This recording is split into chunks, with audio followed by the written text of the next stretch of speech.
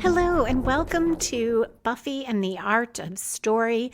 If you love the Buffyverse and you love creating stories or just taking them apart to see how they work, you're at the right podcast. Today, I am doing a special almost New Year's Eve episode. While this past year I have started covering Angel, the series, the Buffy spinoff, tonight I am going to count down my 10 favorite Buffy the Vampire Slayer characters. There's more bonus Buffy content for members of my Patreon community at patreon.com/Lisa M. Lilly. And I am Lisa M. Lilly, author of supernatural thrillers, traditional detective mysteries, and the Writing as a Second Career books for fiction writers. Longtime listeners know that typically I take a break during the holiday season, but because I had an unscheduled break in the late summer and fall, I didn't want to do that this year. So I thought I would do this holiday edition, and I am having a glass of caramel liqueur with ice. Really nice treat. Normally I just drink water when I am recording, but hey, it is a holiday almost. I will be taking just a one episode break, so there won't be an episode 2 weeks from now, but there will be another 2 weeks after that. This episode has no spoilers for Angel, but I will be talking about the whole of Buffy the Vampire Slayer, so if you haven't seen all of it, proceed with caution. Okay, let's dive into the Hellmouth. I have two honorable mentions, Principal Flutie and Principal Snyder. Principal Flutie, just because he has such good intentions about the students and the school, and his first appearance in Welcome to the Hellmouth is so engaging, the way he encourages Buffy, but then he sees that she burnt down the school and starts taping her permanent record back together, but nonetheless still seems to be trying to be a great principal for her. And of course, who can forget him carrying the pig Herbert around and being a little bit afraid of it. Principal Snyder, certainly no warm and fuzzy feelings for him, but he does have a really interesting character arc. He starts out just being this disciplinarian principal. We even think he might be on the side of the evildoers, and definitely some of his actions fit with that. He's not on the side of good, but it's more that he is so suspicious of disorder.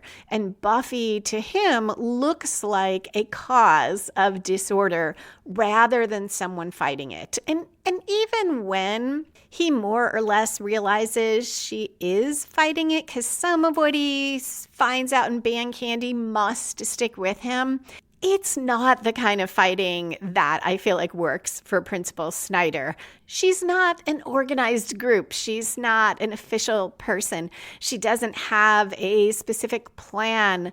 None of it would appeal to his sense of order. So I find him so interesting and always intriguing when he's on screen. And I should have said that I am basing this episode on who I most enjoy seeing on screen. So it isn't necessarily the best written character or even a character that I resonate more or less with, but just how much I enjoy anytime that they are in an episode or key to a scene or story. I will do a separate bonus episode for patrons of Buffy and the Art of Story on what I see as the 10 best character arcs, the most compelling character arcs in all of Buffy. And that will air, if I do everything as planned, actually on New Year's Eve. So if you are a patron, paid or free, you can follow me free on Patreon. You'll be able to hear that. Okay, going back to the characters, number 10 is Jonathan Levinson. I just enjoy Jonathan in the beginning. We don't necessarily pick him out. He has these moments. He is the boy Empada, the mummy takes into the back room at the Bronze and is going to suck the life out of him. And he's so fascinated by her and yet does say, "Aren't you with Xander?" He's still concerned about that. And we really feel for him because he's getting trounced on all the time. The swim team is dunking him. Empada tries to kill him. Harmony and Cordelia and friends make fun of him. Actually, it's Harmony and the others making fun of him at Cordelia's expense. And then we see him in earshot where he tries to kill himself, oddly with a rifle. Still don't know how that would work. But you see the depths of despair.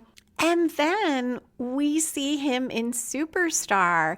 And I think I find him intriguing partly because there's these long periods when we don't see him, but then he comes back and you can fill in what has happened, which I think is a mix of the writing and the actors. And I know I said this wasn't necessarily about the best written characters, but it's both of those. The actor is engaging. He makes us believe it, though we have not seen him in between. And despite all his missteps and joining the evil trio and being evil, doing truly evil things, ultimately, he tries for redemption, and I even like seeing him when it's the first appearing as Jonathan. He always seems so sincere. So he's my number 10. Number 9 is Cordelia, and she's only 9 because this is such an amazing show with so many great characters. I can imagine many shows where Cordelia would be number 1 just as she is. It's just that we have so many great characters here.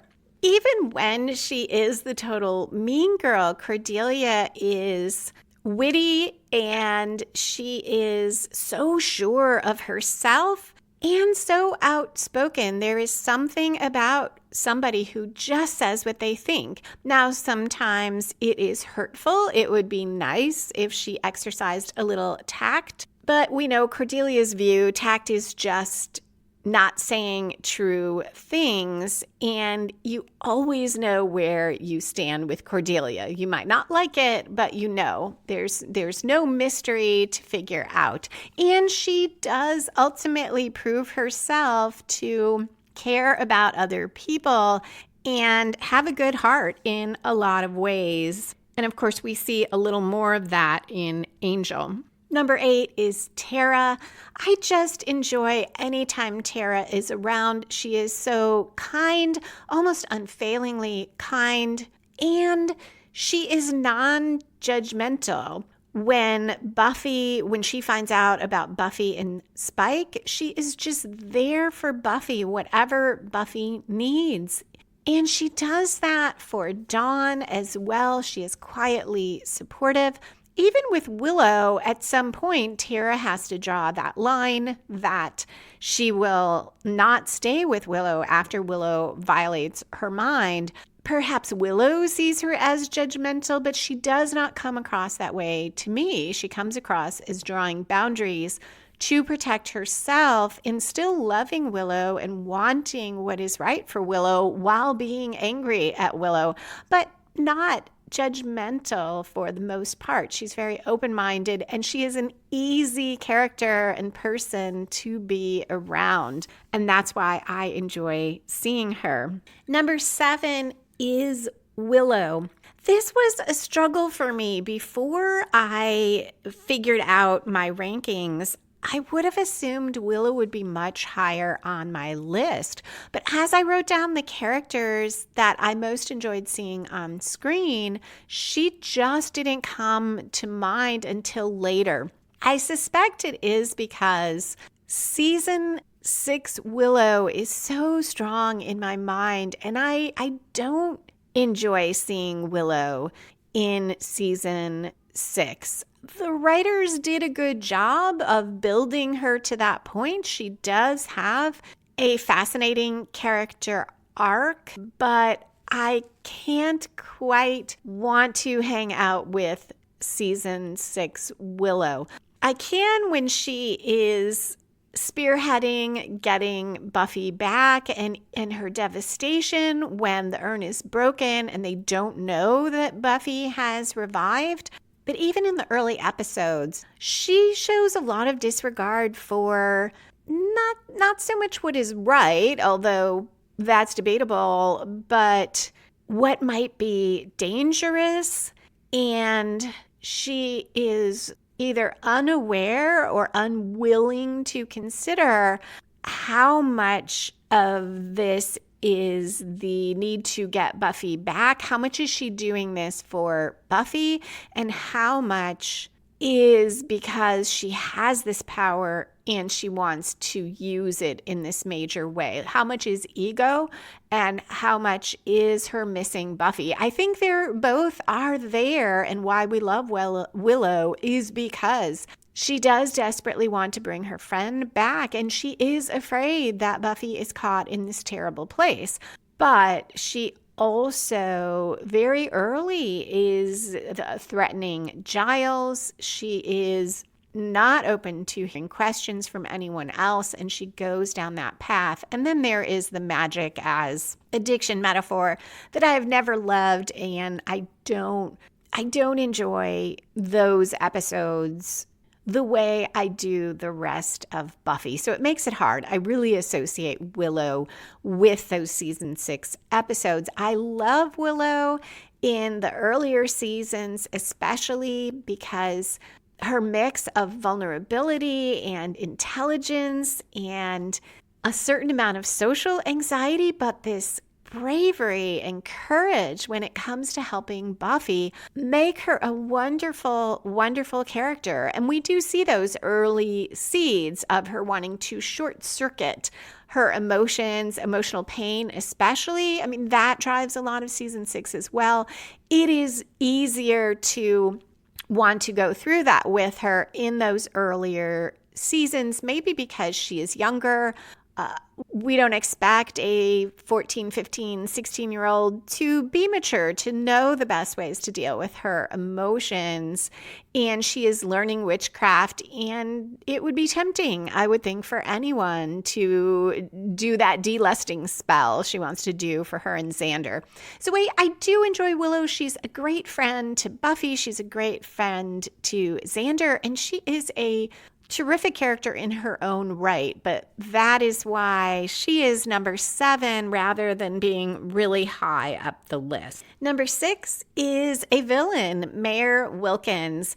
Anytime he is on the screen, I just enjoy seeing him. He is the most well-rounded villain. He is really dedicated to being the mayor. He cares about keeping the water pipes in good shape and making sure the town runs well. He, too, has a sense of humor. He's very smart. He really loves Faith. There are a lot of aspects of the relationship that are unhealthy, and he manipulates her, and he does some terrible things, and at the same time, he cares deeply for her. And he encourages her in ways that it's pretty clear no one else has, which is a great point of a villain. If you want to write a villain that people remember, give that villain characteristics we can empathize with, somebody they love deeply or something they love deeply. He has both. He really seems to love the town and being mayor, and he really loves Faith. I wouldn't want him for a boss. If you disappoint him, the consequences are dire. But in the realm of villains and evildoers, he probably is more patient with some of his underlings. Alan, his deputy mayor, gets on his nerves at times and disappoints him at times. But Alan lasts pretty long considering. And we don't see him as quick to kill the people who are helping him or the vampires helping him as, say, the Master was, or Glory, who thought nothing of causing pain to her minions. The mayor does not seem to do that type of thing just for fun, which also makes him intriguing. I have to walk back a little of what I said about him being the most well-rounded or layered villain, because we also have Spike. I tend to forget that he started as an out-and-out villain, but he too has so many of those human characteristics, his deep love for Drusilla.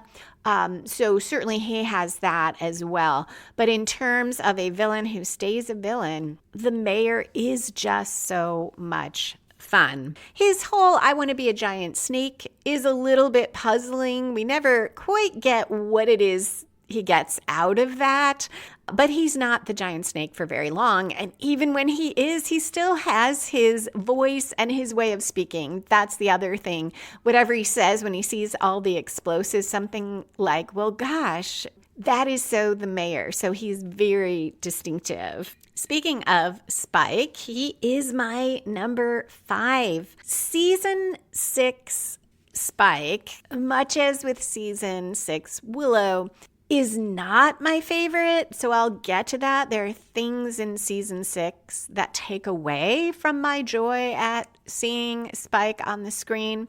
But he is, from the first appearance, so engaging. He has that respect for Buffy. I talked about this in season 2 when I was covering it. The respect for the worthy adversary.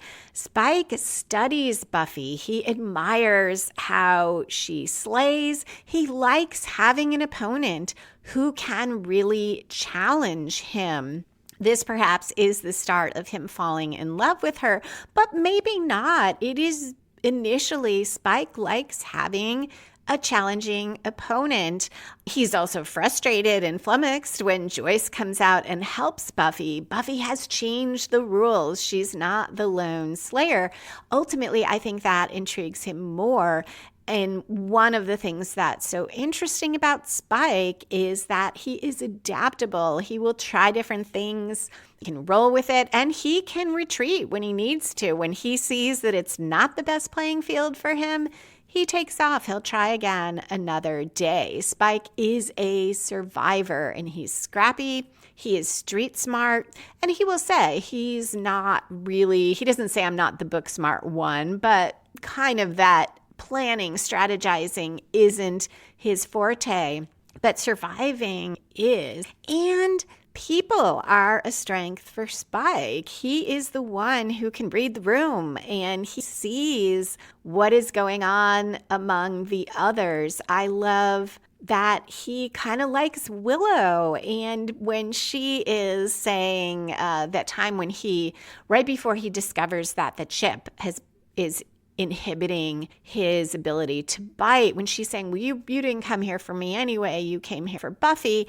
And he takes the time to reassure her that no, he finds her very biteable and he remembers what she wore at some point. And this is when he is still evil. That is such a big part of what I enjoy about Spike. And he will make deals. He makes that deal with Buffy at the end of season 2 because he is very clear on his values. Spike is loyal. He's a romantic. Drusilla is his highest value at that point, and he will make a deal with the Slayer to get her away from Angel or Angelus. This causes problems because that's Spike's highest value and Drusilla's values are different. She would not make a deal with the Slayer even to save Spike, though she loves him. Her love is not as romantic as his. She, at least it is implied, enjoys both Spike and Angelus when they are a trio. Where Spike, he loves Drusilla. Now, eventually he falls in with Buffy and he is faced with choosing between them when Drusilla comes back, but he will choose. Spike would not be the one to try to keep two women in his life. He loves fiercely, and he is there, and that is it. And he is going to be there for you, good or evil, Spike. I'll talk about his arc more in the compelling character arcs bonus, but he has such an amazing arc and so gradual, going through not just falling for Buffy, but becoming a better person because of it. One of my favorite episodes is the one with the Buffy bot where he lets Glory beat him nearly to death and does not tell her that Dawn is the key. And he's not doing it to win points. He doesn't expect Buffy to thank him or ever know about it, but he cannot stand to see her hurt. I like, too, that he has the relationship with Dawn. He is kind to her. He looks out for her. I do not think he would have tried to kill her, even if he got that chip out and was still evil. Maybe if you went way back, if we imagine Dawn being in that universe from the beginning, sure, he tried to kill Buffy, he would have tried to kill Joyce or Dawn early, but his feelings about Dawn are there even when he has no intention of going and getting a soul and does not see himself as a better person. He is kind to Dawn, and he always respects Joyce. His chemistry with Joyce is fantastic. Some of this is the actor James Marsters has chemistry with everybody, but you really buy that there too is some respect, and he appreciates that Joyce is courteous to him and treats him like a person.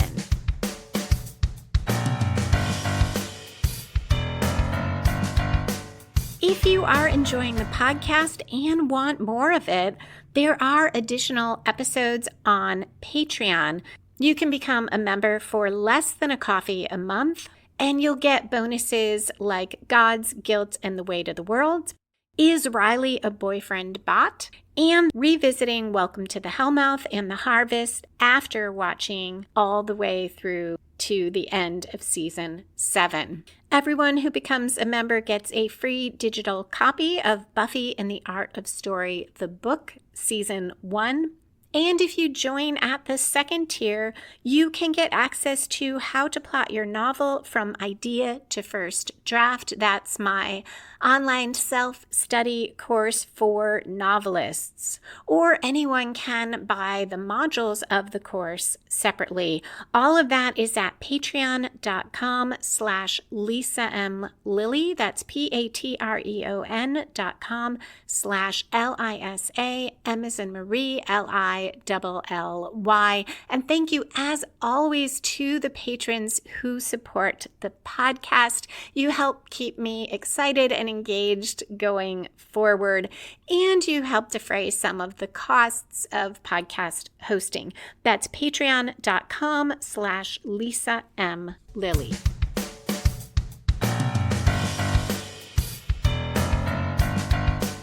Season 6, I talked about it plenty during the season. It is hard for me, some of the things Spike does. He tries to isolate Buffy from her friends. He suddenly no longer cares, it seems, about Dawn or about Willow when it was so clear that he really liked them. He tried to help Dawn bring Joyce back, knowing Buffy would be angry, but he did it because he didn't like to see her hurting. So it is inconsistent in season 6. He finally has Buffy in his life more. Granted, she is not saying she loves him. She is hiding it from everyone. But it does not fit to me that he would try to draw Buffy away from Dawn or Willow. I'm sure he can do without Xander, but it really doesn't fit. And he and Anya get along really well. That is a part of season 6. I love Spike with Anya is so much fun. Spike sparring with Xander is fun. And I get that having Buffy hide their relationship would not bring out the best in Spike, especially because Spike does not have a soul at that point. But it would seem like Spike, with his street smarts, would realize his better approach would be to become more a part of the group so that Buffy might become comfortable letting the others know about their relationship. And then, of course, there is his sexual assault of Buffy. I do not like seeing Spike do that. That's an understatement. I do like that he goes to get a soul because he wants to be the kind of man who would never do that, and he sees getting a soul as the answer to that. Spike is less of a favorite at the end of season 6 for the reasons of that attack, and at the beginning of season 7. Kind of crazy Spike. I don't enjoy Spike in the basement. He's kind of interesting, but that episode where he nearly kills the guy who Anya had turned into that giant worm demon, Spike's so all over the place. I don't enjoy him there. But from then on, I do enjoy seeing Spike again as he goes through this gradual recognition that, it is not the soul making him crazy. His attempts to connect with other women and then the devastation that what he's doing is killing them or turning them into vampires. This emotional journey for Spike is engaging, and we feel for him even as we fear what he's doing.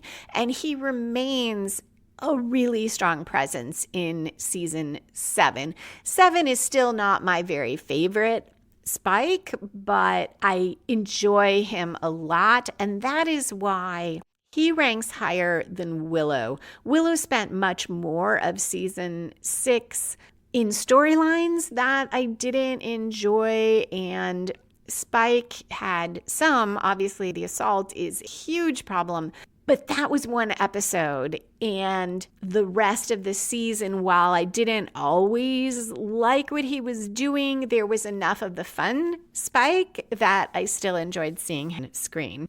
My number 4 is Giles. I just always love Giles. Okay, now I have to take that back already because I remembered season 7 Giles. So let's put a pin in that. Seasons 1 through 6. I love Giles. I wish there were more Giles in season 6.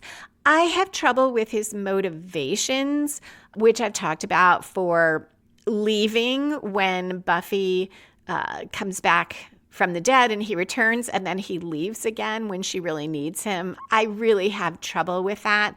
Anthony Stewart really sells it in the musical episode, and the song really sells it.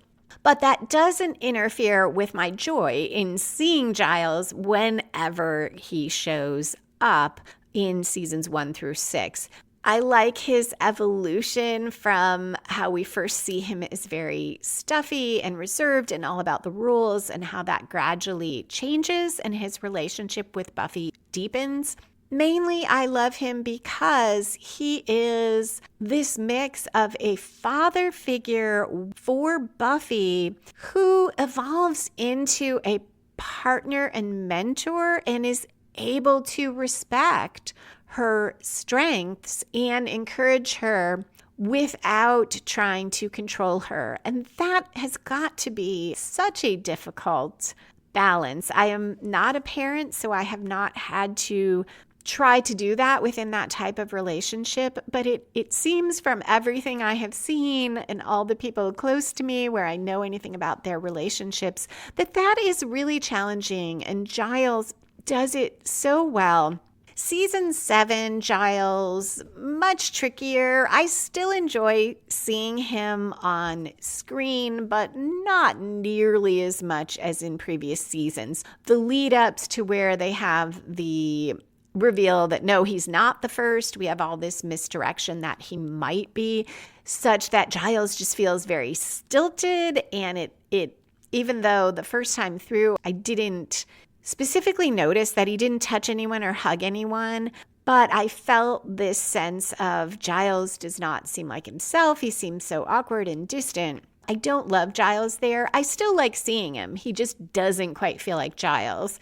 And later, his decision to let Robin kill Spike, that is a tough one. I can almost go with that. I talked about in season 6 that you could make it more clear if more was brought out about Giles's motives, but there just either wasn't the time to do it or the writers didn't think it was important.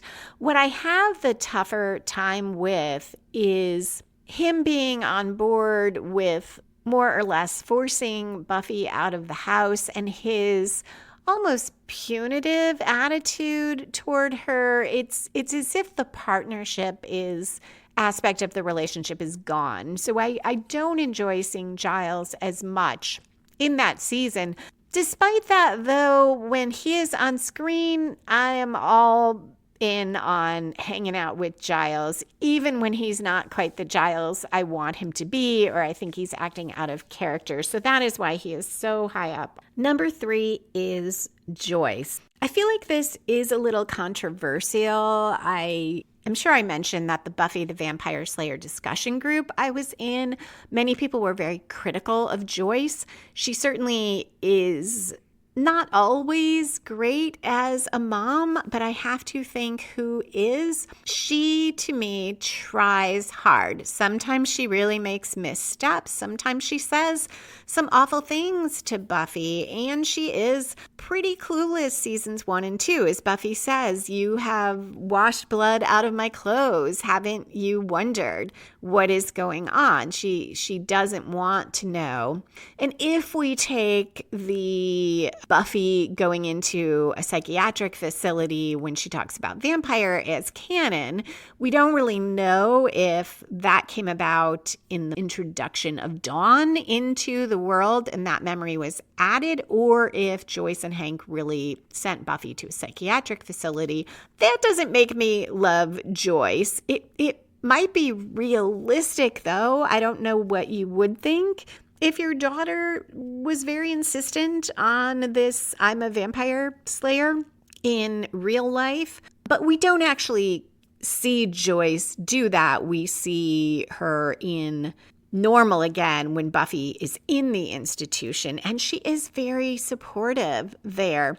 And throughout all the seasons, I feel like Joyce is supportive, or she tries to be. She does say that don't get kicked out to Buffy. Sometimes she is undermining of Buffy. But for the most part, I just enjoy their relationship.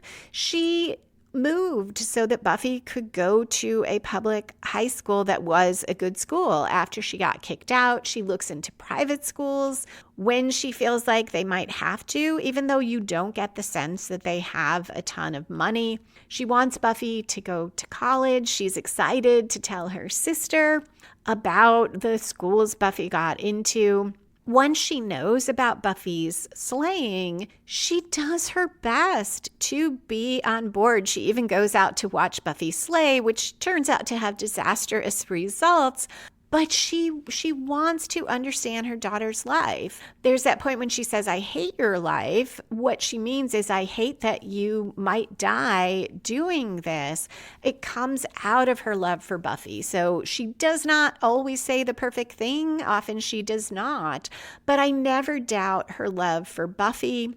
And she is pretty adaptable, considering what she finds out about being a slayer is a lot to deal with. Now, I have to walk that back a little, because when she first finds out, she's horrible and tells Buffy, if you leave, don't come back. And she does act as if this is something Buffy can just change about herself. It's a terrible fight, and that is awful. And we know she regrets it. She's not super great when Buffy comes back. She is both smothering and then angry, and then telling her friend Pat that it was easier when Buffy was gone, although I do think that Buffy heard that way out of context. Through it all, though, she is interesting to watch, and we can empathize with her. And even as I can think, oh God, Joyce, why did you say that? She's very, very human and flawed and has a really good heart. And when she realizes Dawn is not her daughter the same way Buffy is, it does not make her love Dawn any less. She does put a lot of responsibility on Buffy when she's ill, but I don't know what else Joyce could do. Maybe she should have recognized that. But part of the strength of the character is she seems very real. A good mom in so many ways and not in some other ways, but taking it all together, she is such a strong force in Buffy's life, and I have to think has a lot to do with Buffy's dedication to doing what is right and protecting people. Number 2 is Faith. Anytime Faith is on screen, I am fascinated. She has great storylines. She too has this deep vulnerability. We don't see it right away because she hides it in this very outgoing personality and confidence. And I love that about Faith. She does some really bad things. While we don't empathize with her doing them, we empathize with the feelings that drive them. She is passionate about everything, whether it's the right thing to do or the wrong thing to do. She dives in, she lives life to the fullest, and she can grow and change, which I will talk about more when I talk about character arcs. But the ability to learn and to change, to consider that the way you see the world might not be how it is, or that someone that you see as an enemy could be right about something, makes a character so interesting. And Faith doesn't have a straight trajectory. She veers more toward evil and more toward good, and things happen that are awful to her, and she reacts to them. She makes choices, some of which she regrets, and pretends she doesn't, but she is always acting from her gut, from her feelings, and from what she believes, but she is able to step back and consider making a change. She is kind of forced into it, but she could choose a different way, and she doesn't. The other thing that is so fascinating about her is that while she ultimately ends up on the same side as Buffy, fighting with Buffy, she doesn't become a Buffy clone. She is very much who she is. Their styles remain different.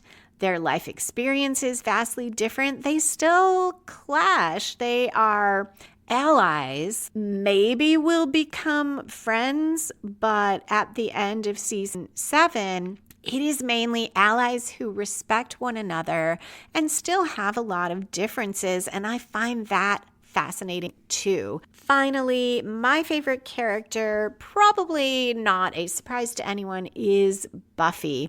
I know that is maybe what you'd expect because Buffy is the main character, but there are many fans who Buffy isn't their favorite character. For one thing, she doesn't go through as much growth as the other characters do. Not to say that Buffy does not change and grow. She does over 7 seasons for sure. But as is typical with a series main character, you can't have massive amounts of growth in a short time because then you would have this character going all over the place. You generally see that consistency. The other thing that makes it a little challenging is Buffy's growth takes away some of the most engaging things about her. The Buffy we get in season 7, though she is not depressed the way she was in season 6, she is much more serious, darker, sadder than she was in seasons 1 and 2. Let's say season 1 and the first half of season 2, because Buffy goes through so many really hard things. All the same, I continue to love that Buffy is resilient, that she does her best to have fun. Much of season 6 is an exception, but even there, she keeps moving forward. It's hard.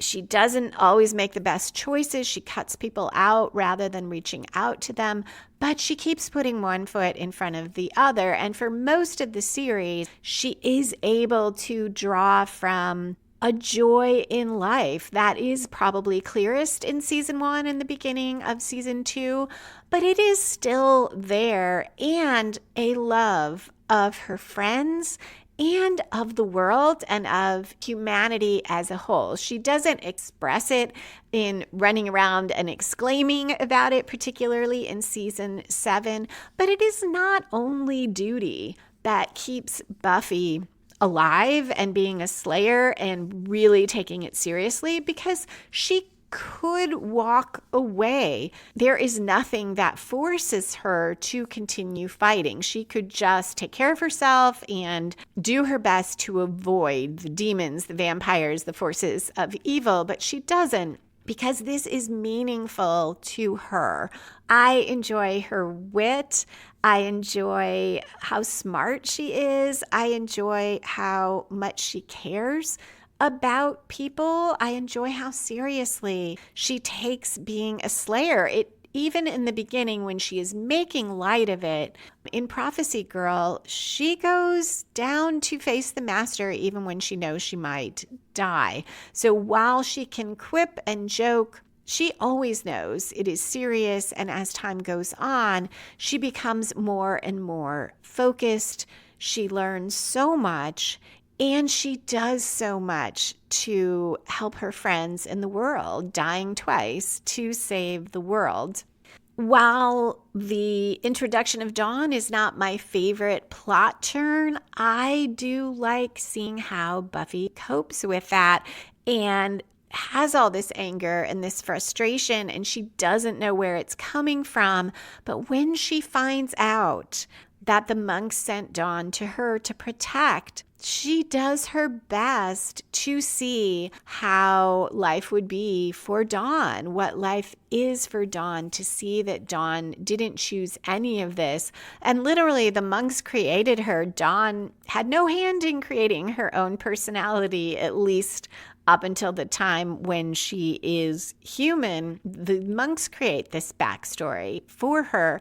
And I feel like Buffy, from the time she knows that on, really tries so hard to be there for Dawn and understand her. Now, she's not always perfect. Like Joyce, she makes mistakes for sure, but many of them come from her deep love for Dawn and her fears about the dangers that are out there, and her fear of losing Dawn, especially once Joyce is gone. And that is the other thing that makes Buffy so compelling to me. As the spirit guide tells her, she does love deeply. She fears being disconnected, and with good reason. Buffy in the later seasons does tend to disconnect, but it's not because she doesn't love, it's because she loves so deeply and so fiercely. Finally, I love Buffy's values, that it matters to her to do what's right, and she will try so hard to figure out what that is. She may not always make the right call, but it is motivated by a belief that she needs to do the right thing, that is important, and that it makes a difference in the world. So those are my top 10 favorite characters. I would love to hear yours. I am sure there are people I've listed that you disagree with, some that I have left off that you would absolutely include. So please feel free to add your comments on YouTube, on Patreon. You don't have to be a patron to do it. You can just go on and comment, or you can email me at buffystorypod@gmail.com. I hope that you have a wonderful last few days of 2025 and a fantastic new year, that it's happy and peaceful and full of whatever it is that you want for yourself. Remember, if you are a patron, free or paid, you can hear that countdown of the most compelling character arcs on New Year's Eve. So you can sign up at patreon.com/Lisa M. Lilly. That's patreon.com/LISA. M as in Marie, Lilly. As I mentioned, there will not be an episode in 2 weeks, so I am taking a little break in January, but I will be back 2 weeks after that. So please come back for Season 1, Episode 11, Somnambulist, where Wesley realizes a serial killer stalking LA is following rituals and jealous used in the 1700s, causing Angel to fear he's committing murders while sleepwalking. You can find back episodes of Buffy and the Art of Story, as well as the Buffy and the Art of Story books and all my fiction at lisalilly.com. To support the podcast, hear extra bonus content, and get each regular episode a few days early, join the Patreon community at patreon.com/LisaMLilly. Music for this episode was written and performed by Robert Newcastle. Buffy and the Art of Story is a production of Spiny Woman, LLC. Copyright 2025. All rights reserved.